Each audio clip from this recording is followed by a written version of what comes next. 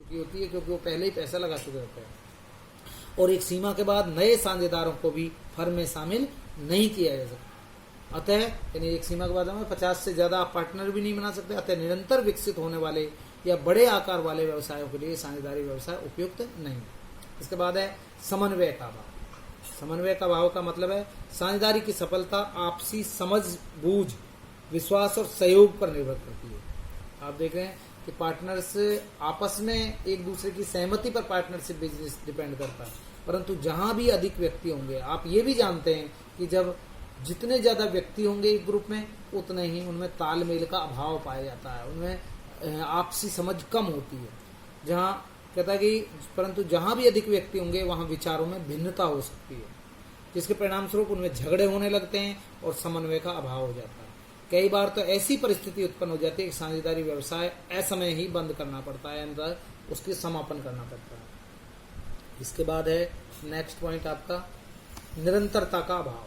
साझेदारी का अस्तित्व बहुत अनिश्चित होता है। अनिश्चित का मतलब है ये कभी भी समाप्त हो सकती है। जैसे यदि किसी फर्म में केवल 2 साझेदार हैं, तो किसी एक साझेदार की मृत्यु, दिवालिया या पागल होने पर साझेदारी व्यवसाय का अंत हो जाता है। अब बात आती है जी, मान लो 2 या 4 पार्टनर है, 4 पार्टनर मान लीजिए, और उनमें से एक मर जाए तो क्या जी पार्टनरशिप चालू रहेगी?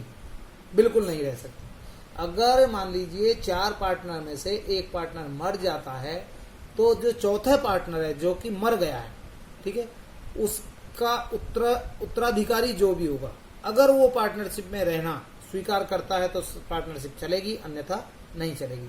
अब केवल इतना नहीं है कि उसका ही सहमत होना जरूरी है, बल्कि तीनों पार्टनर्स का भी सहमत होना जरूरी है कि उसको पार्टनरशिप में रखें या नहीं रखें। क्योंकि हो सकता है कि एक पार्टनर मर गया लेकिन वो बड़ा ईमानदार था, अब उसके बाद उसका उत्तराधिकारी उसका बेटा है जो बहुत बेईमान है, तो 3 पार्टनर नहीं चाहेंगे कि उसको पार्टनर बनाए, कंटिन्यू रखा जा सके। तो ऐसी स्थिति में पार्टनरशिप फर्म का जो है विघटन हो जाएगा या समापन हो जाएगा। इसके बाद है जी जनता के विश्वास का अभाव। क्योंकि कंपनी की तरह जो कंपनी होती है, आगे पढ़ेंगे, कंपनी की तरह साझेदारी व्यवसाय के वार्षिक खातों को जनता के सामने प्रस्तुत नहीं किया जाता। यानी इसको जो साझेदारी व्यवसाय होता है या फर्म होती है, उसको अपने खाते जनता के सामने प्रस्तुत नहीं करने पड़ते। इसलिए जनता को व्यवसाय की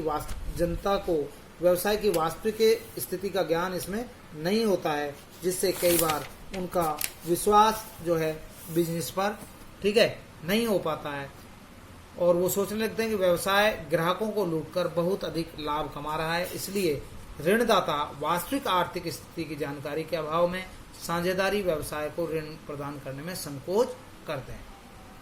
अब तक आपने पढ़ा साझेदारी और उससे पहले पढ़ा आपने एकल व्यापारी। तो आज हम पढ़ेंगे आपके कि साझेदारी और एकाकी व्यापार में क्या अंतर है। तो देखिए, सबसे पहले अंतर का आधार लिखेंगे आप। अंतर के आधार में सदस्यों की संख्या। आपने पढ़ा साझेदारी में सदस्यों की न्यूनतम संख्या 2 होती है और अधिकतम संख्या कितनी होती है? 50 होती है। जबकि एकाकी व्यवसाय में स्वामी एक अकेला व्यक्ति ही होता है। इसके बाद ठहराव या समझौता कह सकते हैं। साझेदारी में स्पष्ट या गर्भित ठहराव का होना आवश्यक है।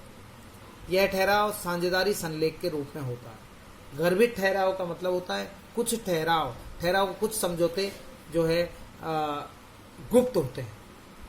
जैसे गुप्त का मतलब है जिनके बारे में बताया नहीं जाता। जैसे उदाहरण के लिए कि आप पलवल से दिल्ली बस में जाना चाहते हैं, आप बस स्टैंड गए, पलवल से दिल्ली के लिए एक बस में बैठ गए, तो अब रास्ते में जो कंडक्टर है बस का, वो आपको कहता है कि भाई टिकट के पैसे दीजिए, और आप कहने लगे जी हमारे आपके बीच में समझौता ही नहीं हुआ कि टिकट के पैसे देने। तो अंडरस्टूड है, अगर आप किसी की सेवाएं ले रहे हैं, अगर आप बस में बैठ रहे हैं, तो आपको किराया देना पड़ेगा। विषय ये नहीं है कि कितना, विषय ये कि आपको किराया देना पड़ेगा। ठीक, अच्छा, एक ही व्यक्ति होने के कारण इसमें समझौते का प्रश्न ही नहीं होता। तीसरा, अधिनियम। साझेदारी व्यवसाय पर भारतीय साझेदारी अधिनियम 1932 लागू होता है और इस पर कोई अधिनियम लागू नहीं होता। इसके बाद चौथा, पंजीकरण। साझेदारी फर्म का रजिस्ट्रेशन कराना कोई जरूरी नहीं है, लेकिन करा लें तो लाभदायक जरूरी होता है। एकाकी व्यवसाय में रजिस्ट्रेशन का प्रश्न ही नहीं उठता, इसमें रजिस्ट्रेशन कोई जरूरी नहीं है। लाभ हानि का बंटवारा। सभी साझेदारों में लाभ हानि का बंटवारा जो है एक समझौते के अनुसार होता है। और स्पष्ट ठहराव के अभाव में समान रूप से किया जाता है। तो दो चीजें हैं कि एक तो जो भी उनके बीच में समझौता होगा उसके अनुसार लाभ हानि बटेगी, दूसरा अगर क्लियर नहीं है तो फिर वो बराबर बटेगा। और समस्त लाभ हानि का अधिकारी एकाकी व्यवसायी ही होता है। इसके बाद प्रबंध, सभी साझेदार या सबकी ओर से कोई एक प्रबंधक फर्म का प्रबंध कर सकता है। तो मान लीजिए एक 20 लोगों ने एक बस ली और सब कहें कि भाई हम इसका प्रबंध करेंगे या हम जाएंगे ड्राइवर बन के, तो ये पॉसिबल नहीं है। तो ऐसी स्थिति में सब में के समझौते, सबकी सहमति से एक या दो व्यक्ति उसको संभाल सकते हैं।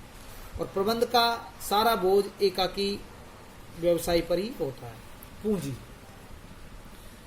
फर्म में सभी साझेदार पूंजी लगाते हैं, इसके फलस्वरूप फर्म के वित्तीय साधन अधिक होते हैं।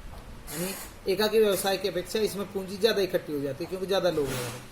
एक ही व्यक्ति व्यवसाय का स्वामी होने के कारण पूंजी की मात्रा सीमित होती है। और लास्ट है हित का हस्तांतरण, कोई भी साझेदार अन्य साझेदारों की अनुमति के बिना फर्म में अपने हित का हस्तांतरण नहीं कर सकता, अर्थात अपने हिस्से को दूसरे को नहीं सौंप सकता। और इसमें स्वामी अपने हित का हस्तांतरण स्वतंत्रता से कर सकता है। आपका बिजनेस है, जूते का बिजनेस है, कपड़े का बिजनेस है, आप जब चाहें उसको किसी दूसरे को बेच सकते हैं, जबकि एक साझेदारी व्यवसाय में ऐसा नहीं हो सकता। तो ये आपका 6 चैप्टर आपको हमने आज स्टार्ट कराया।